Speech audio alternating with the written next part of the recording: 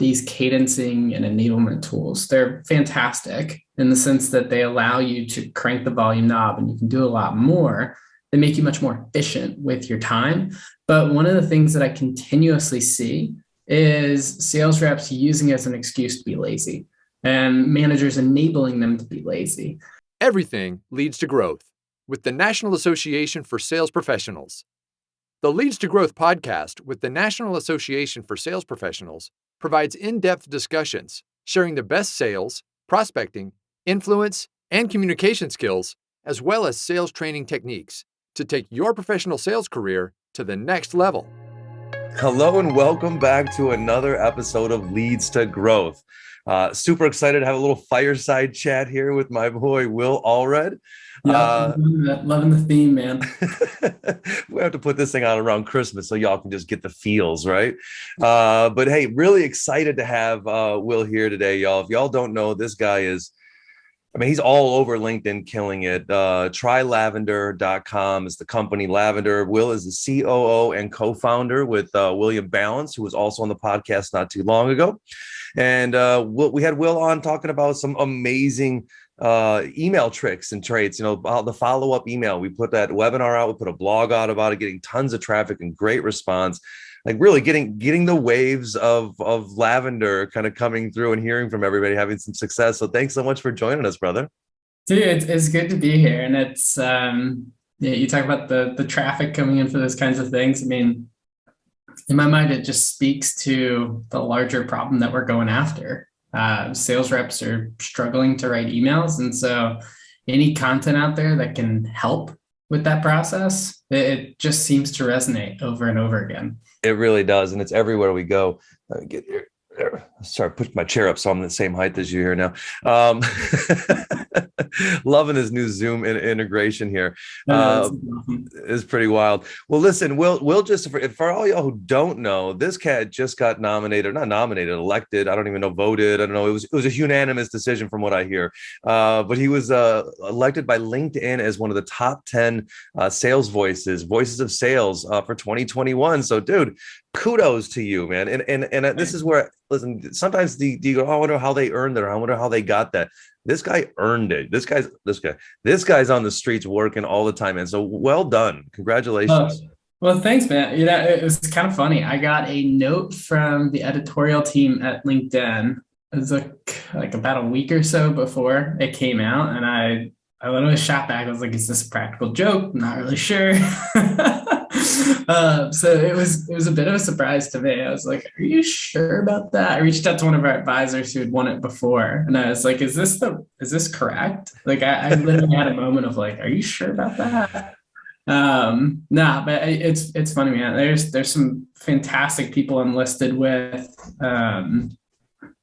certainly appreciative of the fact that I got that. Awesome. Well, hey, listen, you're bringing a lot of value to the community out here in sales, and everybody knows that sending emails is like, this is where business is done now. And there's a lot of variables out there. There's a lot of things going on, a lot of templates, a lot of old strategies, and it's evolving fast right now. That's the crazy thing. So what are you seeing out there obviously there's other tools like Lavender out there, right? You're not the only people in the space, but you're doing it in a very unique way. What's setting yourselves apart from everybody right now? Yeah, there's plenty of tools in the email space. The delineation that I like to strike is there's several tools that you can use to send more emails, but there's not any tools out there that are going to help you write a better email. Okay. So one of the things that you brought up that I thought was pretty interesting is, it's rapidly evolving. I think one of the things that we're seeing now is with the popularization of platforms like LinkedIn, the rate at which that evolution occurs is actually accelerated as well. You think about like the template that worked in 2016 probably did just fine in 2019. But now that, we've sort of hit this, I'm not sure what the word is for it, but like this inflection point post-COVID, right? Of 2020, everyone's on LinkedIn sharing what's working for them. We start to see these trends pick up and die off a little bit faster. But one of the evolutions that I've seen in particular in the past year is like acceptability of length in an email. When we first started the company, our data was showing us that you could get up to 200, 250 words in an email. And now if you come even close to that, you're basically guaranteed you're not going to get a response. So it's like, I think now the drop-off point, it's like, reply rates all of a sudden just nosedive, is probably around like 110 words. So yeah. We were using a campaign. We had paid somebody considerable amounts of money for one of our companies doing some corporate consulting, and they were long form emails. I mean, they were, there were multiple scroll down paragraphs depth in writing, and it was a strategy, and they were pulling some meetings. They were setting up proper meetings for us, but then all of a sudden, like you said, we stopped getting responses at all. Yeah, well, and what happens there is, you see those initial results. What you're actually getting is like the low-hanging fruit within your target market. And then afterwards, you've kind of like exhausted that. So like you hit on a couple topic words when they scan through, they're like, oh, cool. They can help with X and Y, and they can quickly translate that to something that's relevant in that exact moment. But yeah, the key word that I'm bringing in there is like, they can translate it. Most people aren't going to do the work to translate what it is that you're saying back to what they're actually trying to read and do. I love that too, because it's also about going after the biggest market out there, which is, as Rod Harrison, our founder, always talks about, it's the uninformed, not the informed, right? Mm-hmm. And how do you get the uninformed? Well, you do it by striking a conversation. You had a great post today on LinkedIn, and if y'all aren't following Will, you're making a big mistake. Follow this guy; he gives away just gas every day. But he made a great post today about how do you respond to the holiday season, right? Are you rushing and pushing and stressing everybody to make your stress their stress and to get some deals in at the end of the month, or are you just continually moving forward and staying the course? And I think what we're looking for is changed more too, right? You have to build relationships in order to get this uninformed market. Yeah, well, and it's interesting you read that post because I see this over and over again. It's like we get like trapped in these artificial time boundaries of like end of year, end of quarter. And we start to do things that are actually unnatural to the sales process. So the big reasoning for that post is like, you should be pushing hard all year, not necessarily just in the month of December for, a 20-day stretch where you're going to inevitably be told that they would rather strike up a conversation in January when they have time to like go through their buying process for it. Instead, it's just like, if you keep a consistent effort doing things the right way all year round, you're actually much more likely to strike up those initial conversations so that you can get a deal going. Like most people are like trying to close a deal like in the first email, and it's absurd. You're not going to sell somebody in one email. No. You're not selling like a t-shirt online, right? Where you can like drop an ad, explain all the features of the t-shirt, and voila, they buy. That's just not the way it works anymore. Absolutely. And that's, let's be very clear too, right? We're speaking about B2B type relationships and B2B deals, right? Yeah. If you've got a cold email cadence out there and you're just ripping and gripping and trying to sell t-shirts, yeah, for sure. Go do what you got to do. Run some Black Friday sales. But that's where I see it all the time. I see business to business salespeople selling good products and services, and they got a Black Friday 75% off deal trying to get me to pull the trigger by December 1st. Like, guys, come on. I don't even want to look at that. Yeah. And I see it all the time with, there's like some players in like the lead enrichment space where they send these like end of quarter, like discount emails. And I'm like, we haven't even sat down for a demo yet. You really think I'm going to close right now? Like, this is just crazy down there. Absolutely. So what are you seeing as far as, because look, these are, a lot of it is coming from these SDRs who are, let's just say, not properly trained. I mean, what are you seeing as far as the big mistakes out there happening in training and onboarding that cause this type of action on a regular basis?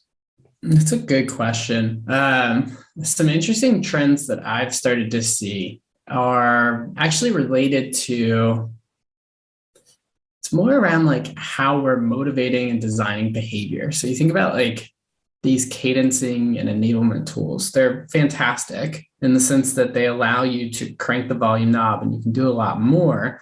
They make you much more efficient with your time.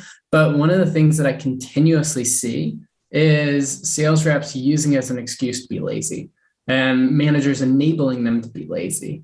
One of the key things that stands out to me is, you sign on with a company and they hand you a bunch of templates and they say, go for it. And it shows up in our data where what we'll see is, the time spent per email looks artificially low to the point where like there must be something wrong with it, because we're just seeing people go through and click send. And the manager's like, I'm telling them to personalize it. And I'm like, well, have you actually sat down and explained to them what that means? Have you sat down and like coached them on how to do that? And have you called them out on when they don't do it? If you're going to reward the fact that they're getting the output numbers, but not punish the fact that they're not doing it the right way, like you're approaching it all wrong, right? There's carrots and sticks that you can use, and you're not doing the right thing if you're not punishing the bad behaviors too. Well, even that. Well, let's start rewarding the proper behaviors, not just outbound emails. Like let's reward proper personalization. Let's reward proper response rates, right? And it's not about oh, I'm just not getting good response rate as them. Well, no, it's because you're just not spending the time on the email. You're not taking the time. And go ahead. Well, I was going to add to that, right? Like a lot of managers came up in a time when volume was the competitive differentiator, and so they might not understand how to coach for that or how to look for it.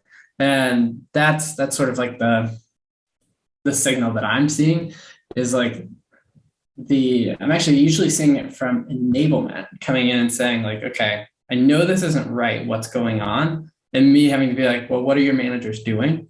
And that's typically where I see the disconnect. It's like, results are the output of how many emails you send times the conversion rate. There's nothing that I can do to change that.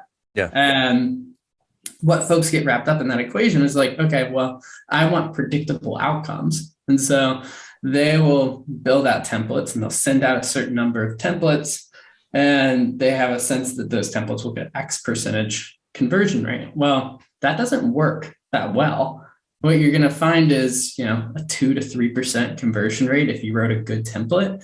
And that's just not that fantastic. You might like get some early signals that it's working really well, but it's never going to work long term. It's never going to work across just like a general market. You're going to have to either hyper segment your target audience list in order to like create messaging that feels more relevant to that individual. It's like we get blasted. I'm sure you do too. Like we get blasted with templates all day. And the way that we're reading them, we're not reading them for comprehension. We're reading them for categorization. And so we're quickly categorizing it as yet another sales email. And if you don't say that again, say that what you just said again. We're reading it for what, not what. That was beautiful. Categorization, not comprehension. So the average amount of time that someone's going to spend reading your emails about 11 seconds. What that looks like is typical F pattern like scan, where they read like the first little opener and they kind of like skim through the bottom, and then they're like, oh, from Will or from Chris, right? And like they might take a look at like the signature line down below. And the thing that we have to realize is like, okay, if you didn't hit on like the categorization topic that mattered to them, then you probably like failed to get the reply. If you're writing in a way that speaks to, their problems, there's like that classic trope of like, bad reps talk about features, decent reps talk about like benefits, and good reps talk about the problem. If you rewrite that email to focus on the problem and just like make that the key central focus of the entire email, that alone is going to have huge impact on your response rates. I love it. And it's so fascinating to me that we're using AI and technology to become more human again in sales. I mean, this really, really baffles me, the comprehension of this, because what are we doing? We're simplifying it. We're going back to the simple part of align, then redirect. Don't redirect. You can't just redirect somebody before you take the time to align with them, right? Yeah, well, I think what it really is, we brought in these technologies without thinking about the, human psychology element of like people tend to go where there's the least path of resistance. And so if you give them the tool that allows them to hit, send on a bajillion emails, they'll do it because it doesn't cost them anything to do such a thing. They don't recognize that they're like trashing their deliverability score, any of these sort of externalities that don't have immediate, pain in the short term. But yeah, it's that kind of design system that's created the environment that has set us up to thrive, right? Because it's just like, we're just nudging proper behavior of like, hey, you should probably think about how complex your writing is. Or, hey, this is overly formal versus informal, things that you might be aware of if you slowed down, took the time, but there's technology now that can help bring that to the surface. Yeah, absolutely. And I love that. And I love that Lavender, like the whole model of the way we went through some emails of ours, right? And we went through the process and everything was like, well, we'll get rid of half of that.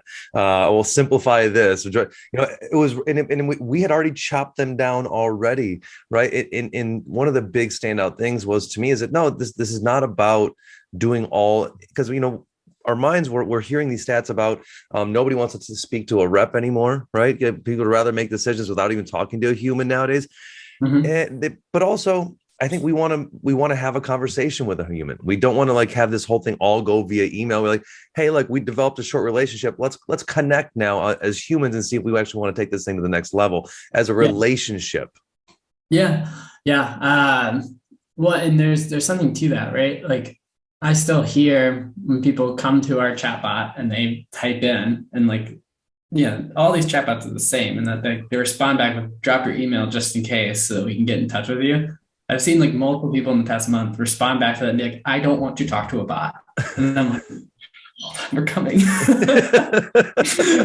But it kind of speaks to what you're talking about, which is like people actually do want to talk to people. I think that we've made these broad-based assumptions, but based on like the behavior of like buyers are doing research, yes, but that research lacks a lot of context. It just always has. They don't necessarily know everything there is to know, because a lot of times like there's some information that just kind of hides behind a demo, or you've got to kick off a trial, and usually people have questions before they want to do that, and that's just kind of the nature of what it is. There's some trends that are combating that, things like freemium models. Like you can pick up our product and start using it for free today, but there's still inevitably going to be questions, and with that they're going to want to talk to a person. And I found it in every decision I'm making lately is, look, I don't want to be sold, but I do want to talk to a human, and it's that difference, right? Like if you're gonna, it's the old adage of walking into a clothing store. You guys remember the mall? Remember when you used to go to this place where they had stores, right? And you'd drive into this big parking lot, right? Which were invented in Michigan thanks to the automotive industry. These malls, right? So they built these giant parking lots. For all y'all who don't know, you drive to this parking lot, then you'd go into this ginormous building, walking through with all these stores, and then you'd go into a store. And then you just looked around, you waited for these salespeople to come up, and they would say the same thing. Can I help you? Right? This whole, can I help you? And then the response was always, no, thank you. I'm just browsing. I don't want to be sold. No, please. Until I'm ready. When I'm ready, hey, could you come over here? I have some questions now. Right. Yeah. But this behavior has been since the beginning of time. And I think it's the same thing right now in emails. We're like, hey, easy. All right, easy, a little aggressive. Send me some information. If you can catch my attention and we can develop a relationship and you've got the product to back it, I'm willing. Let's go talk further. Yeah, it's kind of interesting. One of the companies that comes to my mind when you describe that is HubSpot. When they first started describing the inbound model, one of the things that they started to talk about was, well, how does sales interact with an inbound marketing system? And so they started proposing, it's like, you don't come in hot and be like, yo, you should buy this. Here's your discount at the end of the month because you signed up for the ebook, right? Instead, it's much more consultative in nature. It's much more, genuine curiosity driven, where you show up and you're like, hey, I saw you were checking out that ebook. What about it was interesting to you? Or, absolutely. hey, I saw you were checking out that ebook. Here's some additional content that you'd probably find interesting if you liked that. Any of these articles stand out to you? All of a sudden now I'm building a relationship. And so when they, inevitably are getting to the point where they're like, hey, tell me about this, free CRM, you can be like, yeah, it's pretty cool. Right. But you've set yourself up as like, oh, cool. I see you browsing the jeans. Not sure if you're aware, Levi is running a sale right now. You should go check it out. I'm happy to set up the dressing room for you. It's the exact same thing. Yeah. And it's human. It's consultative. It's the same reason you don't lean in for a kiss with a person you never met before, right? Get to know them first, right? Then get the invite to lean in, right? These are all a part of the process. Yep. Well, it's not even that. They're going straight for here's the engagement ring. Trying to lock them down on first sight. Yeah. No, it's beautiful. So, all right, with all this changing in the environment, what is next for? Because y'all are an amazing assistant, right? You type your emails and you're like, oh, change this, change the tones. Okay, you figure out what goes where, and it allows you to almost. It's almost like a little genie over your shoulder, kind of telling you, hey, it changes a little bit. You're thinking of this through your own eyes. Think of this through their eyes, right? And it's that great reminder. Where do you guys go next? Because it's beautiful that you have this little assistant there. So what's the next level? You're gathering all this data, all this information. Where's Lavender going next? That's a good question. Because we get asked this a lot, right? It's I'm sure. We built a helpful plugin. Like, how does this evolve? Where is the next step for this? One of the obvious things is like the in-inbox assistant just becomes more helpful, right? So, one thing that we've just now started to do is personalize those recommendations. So instead of taking your data across, millions of emails that we see per month, it's now your data across your data. And it's like, hey, when you write this way, you get more positive response. There's always nuance in how you write and what works for you. And so we're trying to bring that to the surface so that your recommendations are based off of your style of writing. The classic example that I go through is like, if you're selling to a European buyer, your recommendation should be different than if you're selling to an American buyer. It's just, absolutely makes sense. Prefer more formal language. And so you're going to have to write differently.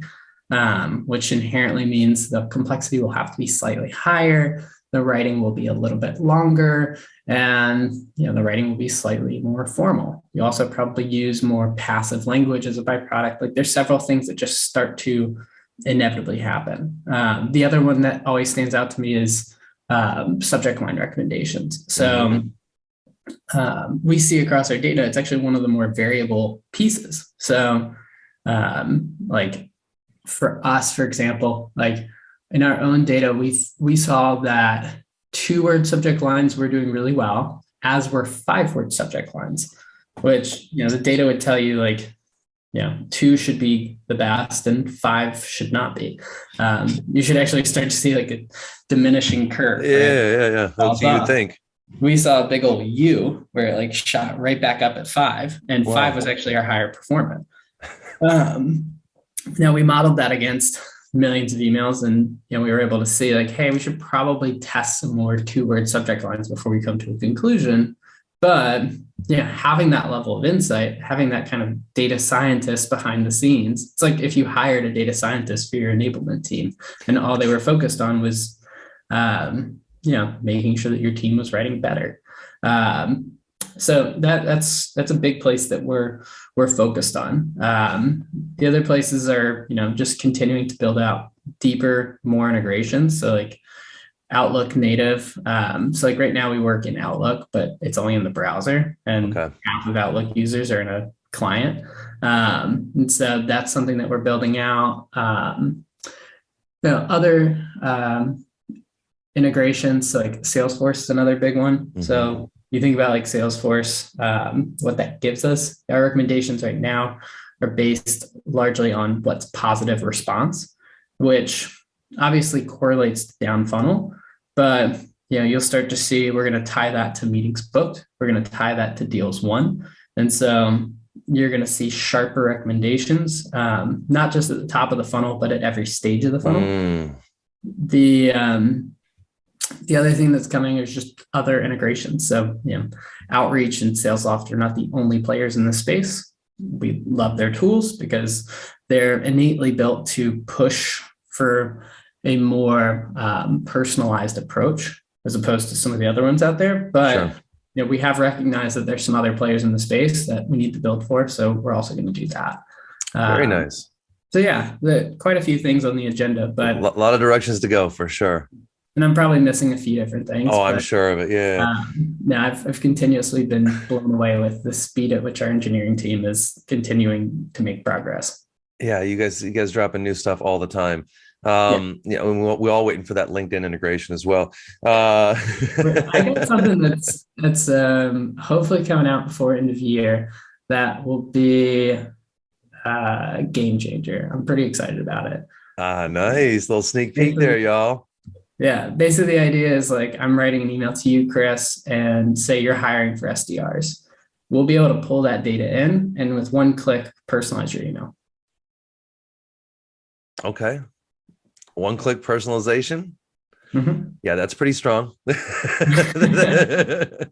is pretty. Look, and that's and that's a great thing about these guys, y'all. If you didn't check out Will's partner William, did the other podcast where we talked about how they got here, right? And it was Sorter was one of the places they go where the need is, they go where the gap is, and they fill the gap, and this is where they just solve problems, and in such a beautiful human way. And the more data they get, the more problems they're exposed to, and the more problems they solve. And I love that way you grow, guys. It's really impressive. Well, no, we continue to see interesting, as we build, we get introduced to new problems, right? Mm-hmm. And as we get introduced to new problems, we are like, oh, we could just tweak this that way, or like approach it this way. And so it's an interesting sort of, we have our vision of where we're going, but at the same time, how we get there is interesting in that it like fragments, breaks, and is a little bit more agile.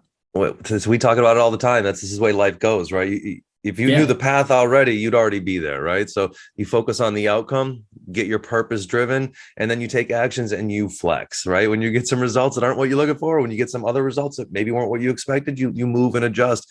And that's how the path is laid. And it's a beautiful way. Have you ever thought about doing something on the other side? All right, we know what a problem is to get into somebody's inbox, but what about the problem is for somebody else? Yeah. For like, how do I digest? Because I know if I were you, I would have already thought about this piece, because now you're just putting two pieces together. Yeah. So we don't market them just because they're what's the word? They're not our target, user, right? Okay. But we're always playing around with different ideas. Like if you get a long email right now and you use our tool, we'll actually pop up and we'll say, hey, do you want a summary of this? I've seen this. Amazing tool. Yeah. Yeah. The other piece is like we'll give recommendations on how to respond. But the other piece that's going to come out of, I don't know if you've seen like our little AI email writer. Oh, no, I've not seen the AI email writer yet. So it's something we've been playing around with in beta, where if you're a sales rep and you're stuck on an email, put some bullet points in, we'll give you some ideas to like generate a rough draft. We've been actually building out a response generator as well. So like you talk about being on the other side, being able to quickly generate replies back to inbound emails.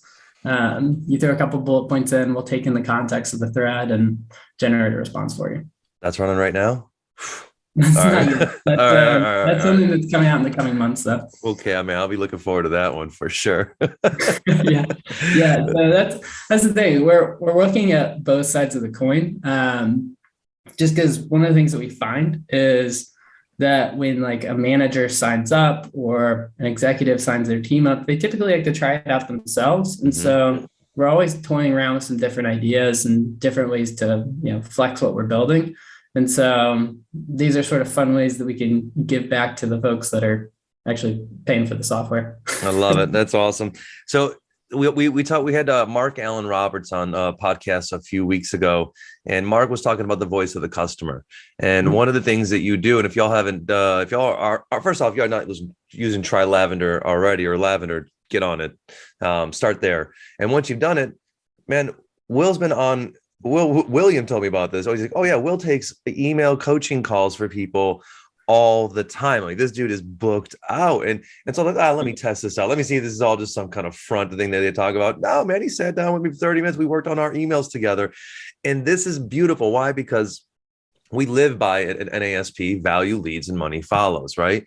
And the rewards come when you fall in love with the daily grind, the daily thing, right? And you go out there and you listen to your customers. You talk to people who are sending emails all day.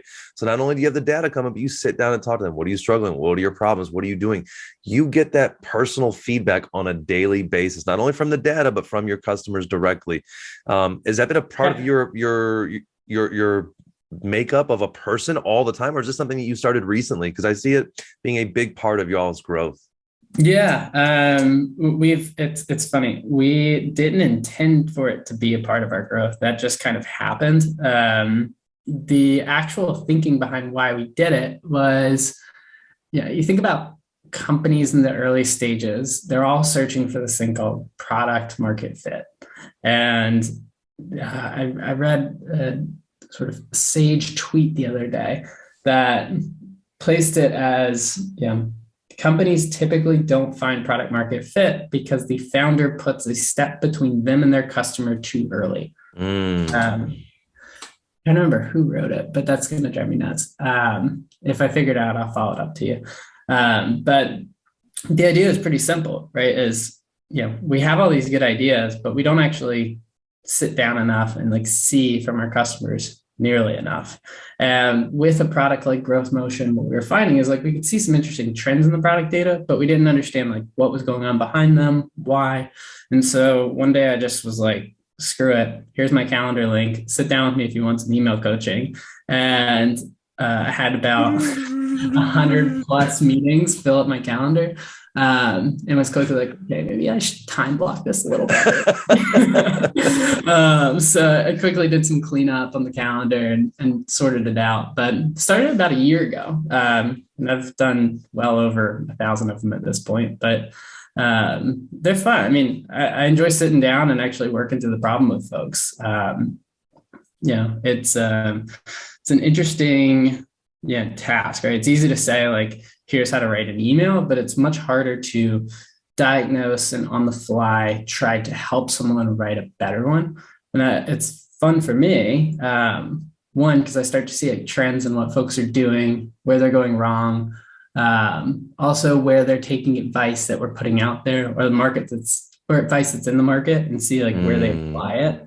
So I can typically look at an email and be like, you've been reading such and such their email content on X. But I think so far my record for number of emails rewritten in a 30-minute period is 7.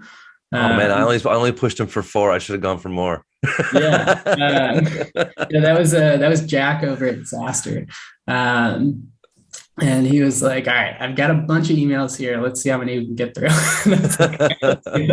I love it. Yeah. But that's it. Listen, and that's, you can tell us sales is sales, right, y'all? And Will does not sell, but he sells his product. His product sells through his actions and who he is. And you can tell authenticity.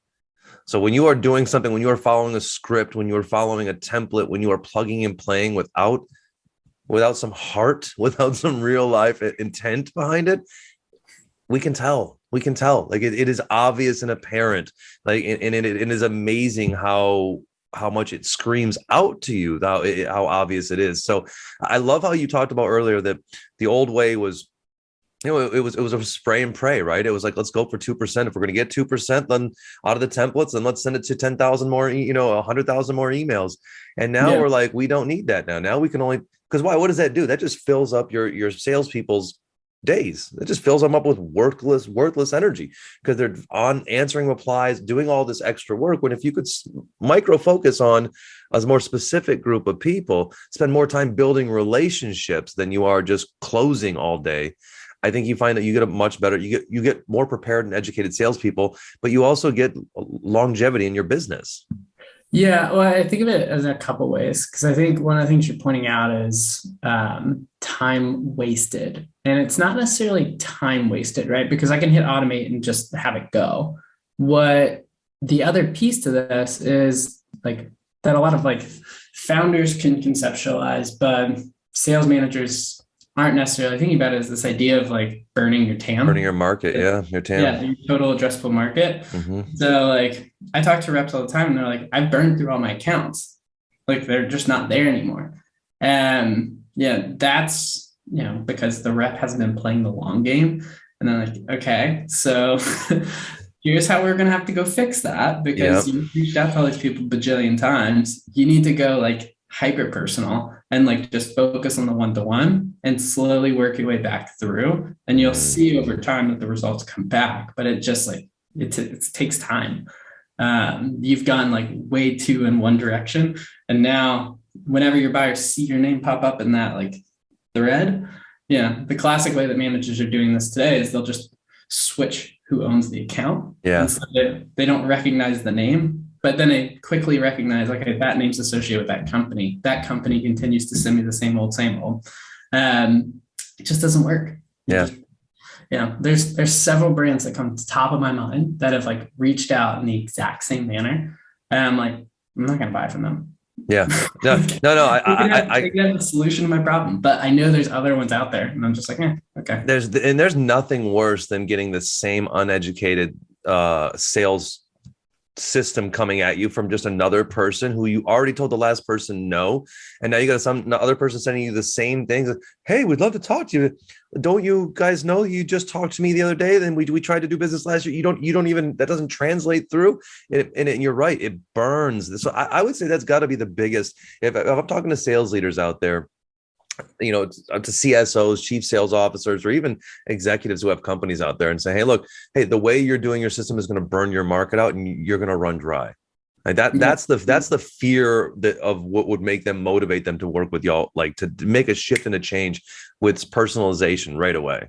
Yeah, it's one of a few things going to happen. So you're either going to find that you burn your market out, they just stop responding to emails from your sellers. The other thing that's going to happen is you're going to start to see your open rates diminish, but reply rates stay about the same. And what that's typically a sign of is that the relevancy algorithms that help manage spam, you're going to the spam filter now, because people have quickly figured out that this is a spam note. Enough people will start to push it to spam or just not respond in a long enough cadence. Gmail or Outlook will do that for them. And so now you're, bringing in, weird domains like, if I did like trylavender.company, like trying to land in the inbox, and it's like you're not solving the root problem. You're just continuing to go after the same issue. Absolutely. Yeah. And then that's it. Just, you said it right there. Solve the root problem, right? Put a reset on the whole system. Don't try to put a Band-Aid on the system. Don't try to, short-term fix it. Yeah. Well, I think part of that, right, is we want to put a Band-Aid on it because we've got numbers to hit, and we're afraid to have those tough conversations with leadership where it's like, hey, the way we're approaching this isn't working, and we need to like hit pause and reflect. Instead, we're like, I can make it to work. I can make it work. Don't worry about it. I'm just like, I'm like that person in the kitchen where like the frying pan's on fire and I'm just smacking it. And like, it's fine. It's just like, it's not fine. You haven't actually solved like the root problem. You're just sort of like trying to put out the flames. And this goes right back to the same thing that we talked about at the very beginning of this conversation, that post that you put out talking about salespeople getting pushed around by certain meaningless time frames, right? The end of quarter, end of this, end of year, right? And sales leaders the same way. Well, I can't, I've got numbers to hit. I can't put a pause on this. I can't hold, I can't restart. Let me get some fresh blood SDRs in here, another list, and change the templates up a little bit. Another list. But we're not going to segment that list. We're just going to like, I love this, man. Will, thank you so much for this. This has really been, I could talk to you all day. I really enjoy you as a person, but also, man, all that you're doing and just the content and conversation we have is really off the charts, man. I really appreciate you. Yeah, man, it's always fun to drop into the hearth set up here. Yeah, right. Little fireside chat with Will Allred, y'all. This has been fun. I'm gonna put this out on Christmas. So we just wish everybody a Merry Christmas, Happy Yeah. Hanukkah, all those beautiful holiday wishes for y'all. This has been a lot of fun. Try lavender. It's trylavender.com. It's actually lavender, but trylavender.com is the web address. Make sure you follow Will Allred, who's over there right next to me here. I put my arm around him, but make sure you follow him on LinkedIn. It's the Will with a little heart next to his name, so that you can't just put him in a regular automation and he can't tell. Another little trick. And listen, this guy's full of tips and tricks. And I think the one of the big reasons that I love talking to you, and I think that you're so helpful, is we don't know what we don't know. Right. You sometimes don't know what you don't know. And this tool is amazing at really guiding you in that. They're constantly moving. They're helping you with the catchphrases. So get on. This guy puts out so much content. Get out there and update. Try something new. A/B test, y'all. There's one thing we could close with is A/B test. Test what you're doing and find something that's better. We can always optimize everything that we're doing. Will, one thing before you go, man, one thing, what is the, give me one little tip, one trick, one big problem, one thing for our salespeople out there that you can leave them with. Yeah. Let's see. One tip that I'm telling you, this guy will give you one thing that will change your email cadence, will change your response rate. My one tip would be to try to write whatever you're writing without any commas. And the reason I would suggest that is because commas are typically a signal that you're writing like a complex sentence, and complex sentences compound and make it harder to read what it is that you're writing. And so, it's part of a larger issue of just like simplifying down your writing. But that's an easy first step where it sort of challenges you to think through, okay, one, am I writing this in the simplest way possible? But two, just commas would be an easy like warning signal if you get a bunch in there. See, I told you, y'all didn't even prepare him for that. I knew we had something up his sleeve. Will, you want to leave anybody with anything before we go, bro? No, man, this was great. By all means, connect with me on LinkedIn. I'm always happy to chat, email. Thanks for having me, Chris. Absolutely. And hey, listen, y'all, I promise this won't be the last you see him. We're going to get him back for some workshop stuff. Once a quarter, I'm going to get Lavender, and I'm going to have to twist some arms, but I'm going to make it happen for our community here. My man, I appreciate you so much. Hey, y'all, thank you so much for joining the Leads to Growth podcast and this beautiful little fireside chat we had for y'all. Enjoy your holidays. Make sure that you like, comment, and subscribe. Do all the little stars at the bottom there. And we'll see you on the next Leads to Growth podcast from NASP, y'all. Cheers.